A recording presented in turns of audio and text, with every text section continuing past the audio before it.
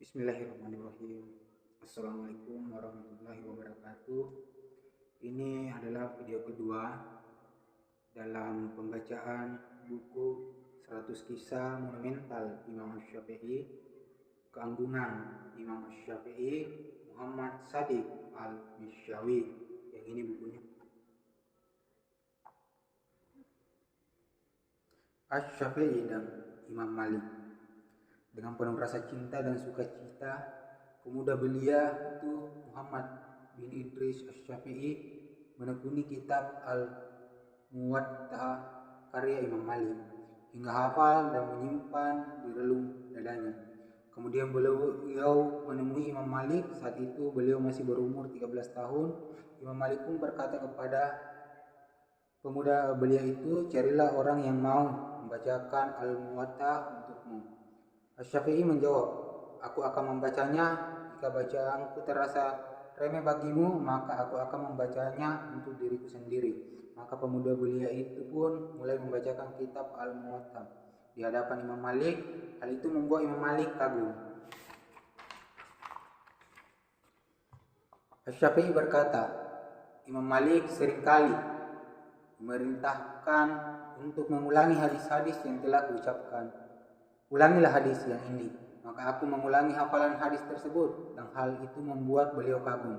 Kemudian aku bertanya satu hal kepada beliau, lalu beliau memberikan jawaban kepadaku. Kemudian kutanyakan pula beberapa masalah lainnya. Imam Malik berkata, "Kamu harus menjadi seorang qadhi." Di dalam satu riwayat dikisahkan bahwa ketika Asy-Syafi'i datang bersama wali kota Madinah untuk mengunjungi Imam Malik, beliau berkata kepadanya, sedang saat itu beliau telah mendapat firasat, "Wahai Muhammad, bertawakkallah kepada Allah dan jauhilah maksiat, karena akan terjadi suatu peristiwa." Asy-Syafi'i menjawab, "Baiklah."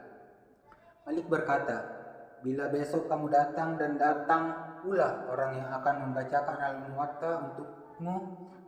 Asy-Syafi'i menjawab, "Sesungguhnya aku telah menghafalnya." Asy-Syafi'i berkata, "Keesokan harinya aku datang kepada beliau dan mulai membacakan Al-Muwatta. Tiap kali aku sedang kepada beliau dan ingin menghentikan bacaanku, beliau melarangku menghentikan karena bagusnya bacaan dan bahasa Arabku membuatnya kagum. Sehingga beliau berkata, 'Hai pemuda, teruskanlah,' hingga aku berhasil membacanya dalam beberapa hari saja.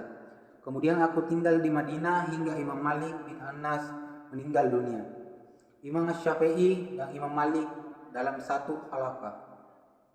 Dalam halaqah Imam Malik di kampung Hijrah, seorang pemuda belia Muhammad bin Idris Asy-Syafi'i duduk menimba ilmu dan adab dari beliau.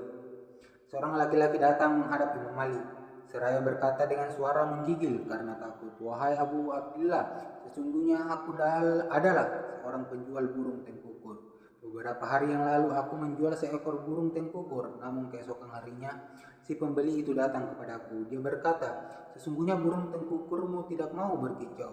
Aku dan dia bertengkar karena aku yakin bahwa burung itu memang tidak pernah berhenti berkicau, hingga aku bersumpah melakukan talak jika pada kenyataan burung itu tidak berkicau." Malik menanggapi, "Kamu telah mentalak istrimu dan kamu tidak punya jalan lagi untuk menguasainya." Maka laki-laki itu pulang sambil bersedih dan susah hati. Maka Asy-Syafi'i berdiri menemui lelaki itu. Saat itu dia baru berumur 14 tahun. Dia berkata kepada laki-laki itu, "Ulangilah pernyataanmu tadi kepadaku."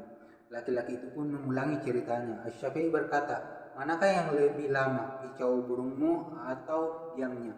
Dia menjawab, "Kicauannya." Dia pun mengulang lagi jawaban itu. Maka Syafi'i berkata, "Pergilah, tidak ada masalah bagimu, istrimu belum tertalak." Laki-laki itu segera menemui Imam Malik dan menceritakan ucapan Asy-Syafi'i. Malik berkata kepada Asy-Syafi'i, "Hai pemuda, telah sampai kepada aku fatwa lain yang bersumber darimu. Apa landasan fatwa tersebut?" Asy-Syafi'i menjawab, "Karena aku telah bertanya kepadanya, manakah yang lebih lama, kicauan burung tengkukurmu atau diamnya? Lalu dia memberitahuku bahwa kicauannya lebih lama." Malik berkata, "Apakah pelajaran dari diam dan berkicau burung itu?" Asy-Syafi'i menjawab, karena Nabi bersabda kepada Fatimah bin Qais, yang mana ayatnya adalah ini. Sesungguhnya Abu Jaham adalah seorang laki-laki yang tidak pernah meletakkan tongkatnya dari pundaknya atau suka memukul. Padahal Nabi mengetahui bahwa Abu Jaham juga makan, tidur, dan beristirahat. Namun beliau menyabdakan hal itu sebagai suatu kiasan. Sedang orang-orang Arab menganggapnya sebagai perbuatan yang sering dilakukan. Imam Malik pun merasa takjub terhadap kepahaman Syafi'i dan tidak mencelanya sedikit pun. Asy-Syafi'i menghormati Imam Malik. Dengan suara bergetar yang keluar dari dawai-dawai hati, seorang murid Asy-Syafi'i yang bernama Abdul Ghani menghadap kepada gurunya. Dia bertanya mengenai penghulu para ulama sekaligus imam kampung hijrah, yakni Imam Malik. Dia berkata, "Aku bertanya kepada Asy-Syafi'i, wahai Abu Abdullah, pernahkah engkau melihat seseorang di antara orang-orang yang pernah kau temui, yang setara dengan Malik bin Anas?" Asy-Syafi'i menjawab, "Aku mendengar orang-orang yang usianya lebih lanjut dan mendapat ilmu lebih dulu berkata, kami tidak melihat seseorang yang setara dengan Malik, maka bagaimana bisa kami melihat seorang yang mirip dengannya?" Asy-Syafi'i sering berkata dengan nada kekaguman dan hormat pada Malik, dengan berkata, bila hadis telah datang maka Malik adalah bintangnya. Ketakutan Asy-Syafi'i terhadap kewibawaan Imam Malik. Dengan ketakutan seorang murid kepada gurunya, Asy-Syafi'i duduk di majelis Imam Agung Malik bin Anas. Asy-Syafi'i berkata, "Aku tiba di Madinah, lalu kulihat dari Malik bin Anas kewibawaan yang setara dengan ketakutan dan penghormatan beliau terhadap ilmu. Aku semakin merasa hal itu, hingga seringkali ketika dia dalam majelis, aku ingin bergeser kertas, maka aku geser dengan sangat pelan karena takut kepada beliau, agar beliau tidak mendengar kertas itu terjatuh."